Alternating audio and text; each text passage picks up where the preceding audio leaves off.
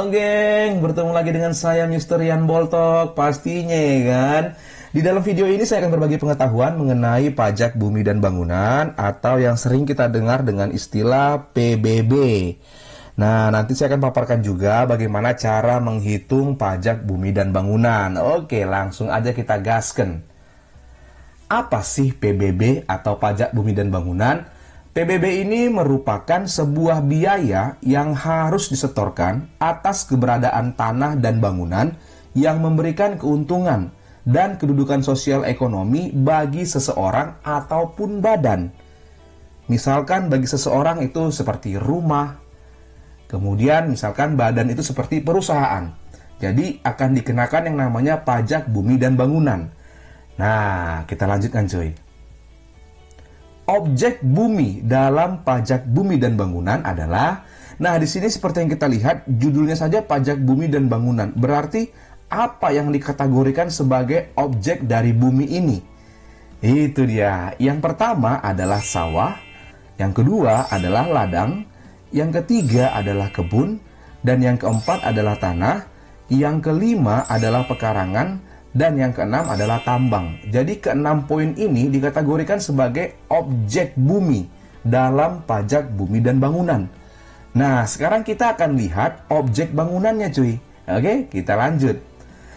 Objek bangunan dalam pajak bumi dan bangunan adalah yang pertama rumah untuk tempat tinggal, kemudian bangunan usaha, kemudian gedung bertingkat, kemudian pusat perbelanjaan, kemudian pagar mewah. Nah, siapa tahu pagarnya terbuat dari emas ya kan, bisa jadi cuy.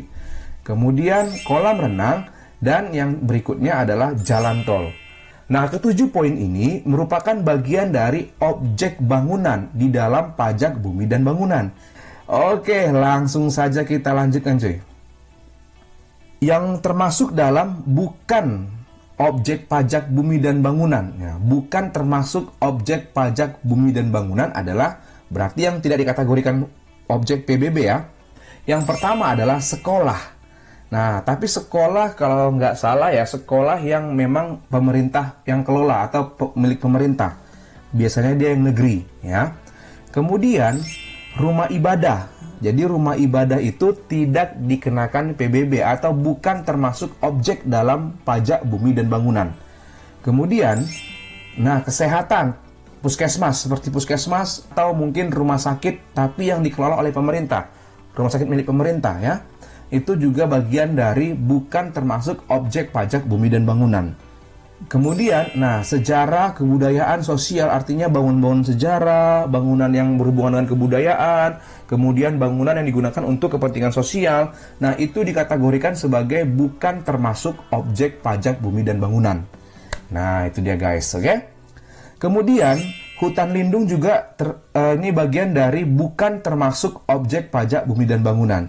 Dan yang selanjutnya adalah kantor-kantor konsultan. Itu juga dikategorikan sebagai bukan termasuk objek pajak bumi dan bangunan. Oke, geng? Nah, kita lanjutkan. Oke, nah, jadi PBB ini juga memiliki dasar hukum. Nah, apa dasar hukumnya? Yang pertama adalah Undang-Undang Nomor 12 Tahun 1994, di mana dikatakan tentang perubahan atas Undang-Undang Nomor 12 Tahun 1985 terkait pajak bumi dan bangunan atau PBB yang mengatur semua tentang pungutan atas pajak bumi dan bangunan. Kemudian juga dasar hukumnya itu adalah Undang-Undang Nomor 28 Tahun 2009, di mana katanya ini mengenai pajak dan retribusi daerah atau pungutan daerah.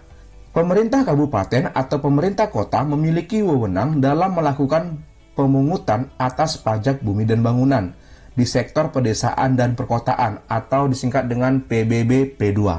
Poin yang kedua, pemerintah atau pusat memiliki wewenang terhadap sektor pertambangan, perhutanan, dan perkebunan atau PBB garis P3. Nah, itu dia. Jadi ada dasar hukumnya. Itu dia ya. Kita lanjutkan. Dasar pengenaan pajak bumi dan bangunan atau PBB. Dasar pengenaan pungutan atas PBB dapat disebut dengan nilai jual objek pajak atau NJOP. Nilai jual objek pajak artinya ada objeknya, kemudian harga jualnya berapa. Nah, dikalikan. Begitu dia.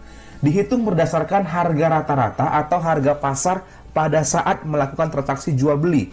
Dan dasar pengenaan pajak ini ditetapkan oleh Menteri Keuangan atau Menkeu. Oke? Nah, kemudian ada yang namanya NJOP TKP atau nilai jual objek pajak tidak kena pajak. Ya, saya ulangin ya. Nilai jual objek pajak tidak kena pajak atau NJOP TKP. Nah, di mana nilainya sebesar 12 juta rupiah. Oke? Nah, ini dia geng ya. Setiap daerah memiliki nilai jual objek pajak atau NJOP yang berbeda-beda, itu dia. Dikarenakan adanya pengaruh dari beberapa dasar penetapan untuk objek bumi dan bangunan tersebut. Nah, seperti apa? Termasuklah di sini bangunan yang digunakan itu bahannya terbuat dari apa? Itu juga mempengaruhi nilai jual objek pajak. Siapa tahu semennya terbuat dari serbukan-serbukan emas ya kan? Nah, bisa jadi cuy ya kan? Sultan ya kan? Nah, nilai jual objek pajaknya pasti lebih mahal. Ya kan? Atau mungkin semennya langsung diekspor dari Amerika sana ya kan? Jadi agak mahal. Nah, itu bisa jadi, bisa jadi. Kemudian letak. Nah, letak bangunan itu pun atau letak tanah suatu bangunan ya, itu akan mempengaruhi harga jualnya cuy. Biasanya kalau yang dekat perkotaan itu akan lebih mahal harga jualnya. Apalagi kalau terdapat di jalan utama. Nah, jalan utama kota tersebut itu harganya mahal cuy. Oke, nah kemudian rekayasa. Selanjutnya kondisi lingkungan juga. Nah, biasanya kalau kondisi lingkungannya itu adem, masyarakatnya baik-baik, ya kan, ramah-ramah, itu lebih mahal tuh cuy. Tenang, tidak ada maling, ya kan. Itu masih harga jual objek pajaknya akan lebih mahal. Nah, kemudian pemanfaatannya. Nah, untuk apa dimanfaatkan? Kan itu dia. Apakah untuk mencari keuntungan?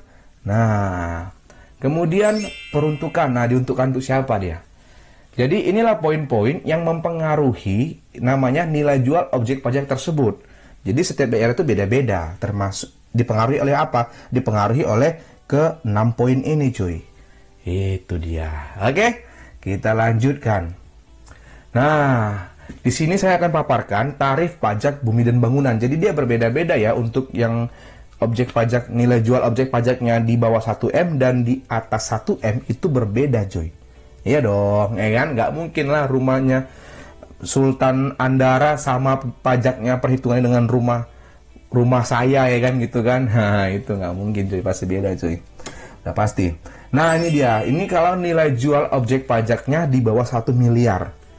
Ya kan? Maka rumusnya itu adalah PBB sama dengan nilai jual objek pajak dikurang dengan NJOP TKP dikali 20% dikali 0,5%. Nah, ini ada cara lebih gampangnya lagi cuy. Biar kita nggak pusing-pusing pakai persen-persen ini dia. Atau bisa pakai ini. PBB sama dengan NJOP dikurang NJOP TKP dibagi 1000. Easy ya? Easy. Nah, ini apabila nilai jual objek pajaknya di atas 1 miliar. Di mana PBB sama dengan NJOP dikurang NJOP TKP dikali 40% dikali 0,5%. Lebih besar lagi nih nilainya.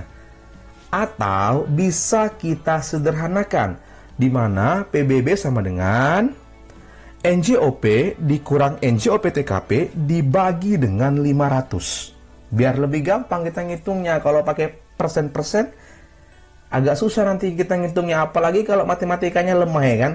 Kayak kalian, oke? Okay? Enggak ya, kayak saya ya, oke? Okay? Oke, langsung aja kita lihat contoh soalnya cuy. Contoh soal yang pertama, di mana nilai jual objek pajaknya di bawah 1 miliar. Langsung kita lihat soalnya. Pak Nabil Ganteng memiliki sebidang tanah 400 meter persegi dan luas bangunan 250 meter persegi. Harga tanah 500.000 per meter persegi dan harga bangunan 500.000 per meter persegi. Jika nilai jual objek pajak tidak kena pajak atau NJOP TKP sebesar 12 juta rupiah, hitunglah PBB terhutang Pak Nabil Ganteng. Ya kan? Tempat kami Nabil Ganteng cuy, tempat kalian nggak tahu lah ya kan. Nah, sebelum kita jawab ini, kita munculkan dulu rumusnya tadi biar nggak lupa. Oke? Lalu kita jawab. Yang pertama, kita harus hitung dulu namanya NJOP-nya, nilai jual objek pajaknya. Nah, kalau dari soal ini kita lihat ada dua objek pajaknya, tanah dan bangunan. Kita mulai dari tanah. Tanah luasnya 400 meter persegi dengan harga jual Rp500.000. Maka kita kalikan. Dapatlah total tanahnya 200 juta rupiah. Kemudian bangunan luas tanahnya 250 meter persegi dikali harga jualnya Rp500.000. Kita kalikan cuy. Nah, nilainya 125 juta rupiah. Apabila masih ada lagi objek pajaknya, maka nilai luasnya kamu kalikan dengan harga jualnya cuy. Gampang ya. Kebetulan di sini cuma 2 saya buat biar nggak capek buatnya. Oke. Nah, lalu kita jumlahkan. Maka nilai jual objek pajaknya sebesar 325 juta rupiah. Ya udah, tinggal kita hitung aja PBB-nya. Pakai rumus yang kuning ini aja lah ya, lebih gampang ya. NJOP per NJOP TKP bagi 1000. Kalau pakai ini nanti pusing kita. Apalagi yang matematikanya lemah kayak kalian kan. Maksudnya kayak saya. Oke. Nah, PBB sama dengan berarti NJOP-nya berapa? 325 juta dikurang NJOP TKP-nya berapa? 12 juta bagi 1000. Ya udah, maka PBB-nya sama dengan 313 juta bagi 1000. Maka pajak bumi dan bangunan terhutang yang harus dibayar Pak Nabil Ganteng adalah sebesar Rp313.000. Ya, ini per tahun. Karena pembayarannya per tahun cuy. Wow, mudah banget. Ya, mudah cuy. Dan murah masih. Ya, karena ini rumahnya ya bisa dikatakan menengah-menengah lah ya. Oke, kita lanjutkan. Nah, contoh soal yang kedua, di mana NJOP-nya di atas 1 miliar. Ini bisa dikatakan rumah-rumah mewah lah ini kan cuy. Nah, langsung kita lihat contoh soalnya. Wow, Pak Fajar ya kan. Ini Fajar Sad Boy ketika ada bapak-bapak dia ya kan. Udah terkenal ya sekarang. Bukan ya. Pak Fajar memiliki sebidang tanah 1000 meter persegi dan luas bangunan 800 meter persegi. Harga tanah 1 juta per meter persegi, harga bangunannya lebih mahal, 2 juta per meter persegi. Ya kan? Bisa jadi bahannya tadi itu mempengaruhi cuy. Ya kan? Makanya mahal ya harga bangunannya. Jika nilai jual objek pajak tidak kena pajak atau NJOP TKP 12 juta, hitunglah PBB terhutang Pak Fajar. Nah, sebelum kita jawab, kita munculkan lagi rumusnya cuy. Biar nggak lupa, ya kan? Nah, langsung kita jawab. Langkahnya sama, kita hitung dulu nilai jual objek pajaknya. Objek pajaknya ada tanah, luasnya 1000 meter persegi. Kalikan dengan harga jualnya, yaitu 1 juta. Maka nilai jual objek pajak untuk tanah sebesar 1 miliar rupiah. Nolnya 9, 1 miliar. Lalu bangunan 800 meter persegi dikali dengan 2 juta rupiah. Maka nilainya adalah 1 miliar 600 juta rupiah atau 1,6 miliar. Nah, sama cuy, apabila masih ada lagi di sini objek pajaknya, kalikan lagi, baru jumlahkan kemari. Nah, kebetulan cuma 2 objek pajaknya, tanah dan bangunan. Maka cuma 2 lagi kita tuliskan. Kita jumlahkan cuy.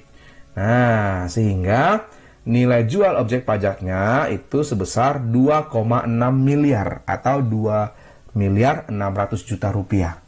Ya udah, tinggal kita hitung aja PBB-nya. Nah, lebih gampang kan pakai rumus yang ini kan. Nah, lebih simpel cuy. Daripada pakai ini nanti kamu agak pusing pastilah. Ya kan? Karena pakai persen, pakai koma lagi. Aku aja pusing ya kan. Nah, berarti kita pakai yang ini. Maka PBB-nya adalah 2,6 miliar dikurang 12 juta dibagi dengan 500. Maka PBB-nya adalah 2 miliar 588 juta dibagi dengan 500. Itu adalah sebesar 5.176.000 rupiah. Nah, berarti Pak Fajar akan membayarkan pajak bumi dan bangunannya per tahun sebesar 5.176 juta rupiah. Wow, mahal banget, ya kan? Karena ini rumah gedong cuy, rumah mewah nih, MM-an ini cuy, bukan lagi, ya kan? Oke, nah udah selesai cuy, terima kasih ya. Oke cuy, ini ada Instagram Rian Boltok dan TikToknya Rian Boltok, jangan lupa di follow-follow ya kan. Nah, dukung terus Rian Boltok dalam membuat konten-konten pembelajaran ilmu ekonomi akuntansi. Terima kasih, tetap semangat, tetap sehat, dan tetaplah bahagia. 3, 2, 1, go close the door. Bye-bye.